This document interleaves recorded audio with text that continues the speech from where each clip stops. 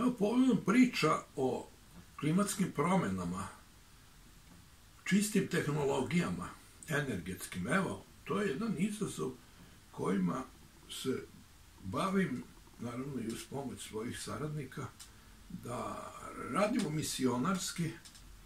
Dobro bi došli neki novi producenti, saradnici, partneri u ovoj ekipi i da razmotrimo ono što je već razmotreno, ne smeta ako se i ponovo razmotri, o prednosti oscilacija, daleko većoj efikasnosti od rotacija.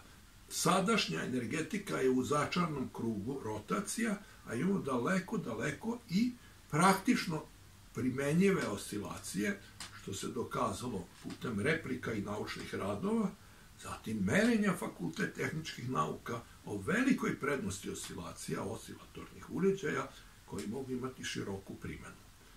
Pored toga, ono što se može garantovati, a to je da postoji nova generacija, to je superpendulum, koji je daleko efikasniji od starih konstrukcija. I to je već testirano i može se raditi i dalje na tome. Tako da svi dobronamerni su dobro došli, sem lihvara, zelenaša i tako dalje.